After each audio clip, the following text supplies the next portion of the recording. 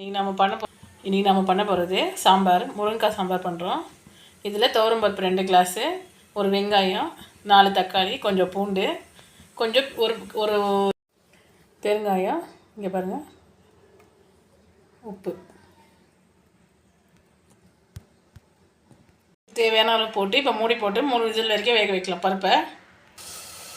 இப்போ நம்ம இன்னொரு பக்கம் பருப்பு ஒரு பக்கம் வேக வச்சாச்சு. இன்னொரு பக்கம் நான் கடாயை வச்சுருக்கேன். அதில் கொஞ்சம் எண்ணெய் ஊற்றிக்கலாம். இப்போ காஞ்சிச்சு. கடாயை காஞ்சோனையும் எண்ணெய் ஊற்றிக்கலாம்.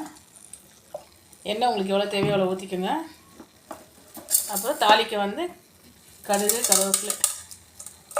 கருவேப்பிலை போட்டு தாளிச்சிடலாம். கடுகு நல்லா பொரிஞ்சோடனே கருவேப்பிலை போட்டுருங்க. ஸ்டவ்வை ஸ்லோ பண்ணிக்கலாம். இப்போ கருவேப்பிலை போட்டுக்கலாம். இப்போது கட் பண்ணி கழுவி வச்சுருக்க முருங்கைக்காய் போட்டுக்கலாம்.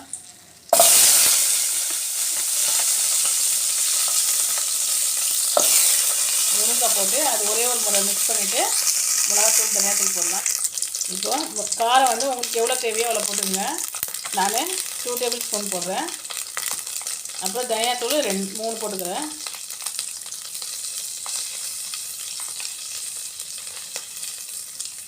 சாம்பார் பொடி வீட்டில் என்ன வச்சுருக்கீங்க அந்த சாம்பார் பொடி போட்டுங்க. சாம்பார் பொடி 2 ஸ்பூனு, மஞ்சள் தூள் தேவையான அளவு, உப்பு இப்போ கொஞ்சம் போட்டுக்குங்க. பருப்பில் கொஞ்சம் உப்பு போட்டுக்கிறதுனால உப்பு இப்போது தேவையான அளவு மட்டும் போடுங்க. ஜாஸ்தியாக இருப்போது பார்த்து போடுங்க. இப்போ இதில் தேவையான அளவு தண்ணி ஊற்றி இந்த காயை அப்படியே வேக வைக்கலாம்.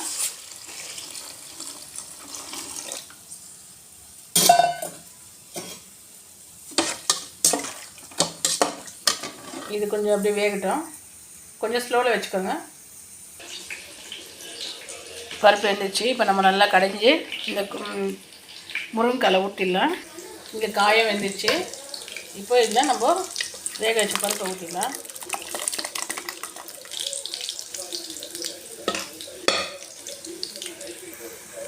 இப்போ தண்ணி இன்னும் கொஞ்சம் தேவையான அளவு ஊற்றிக்கிங்க.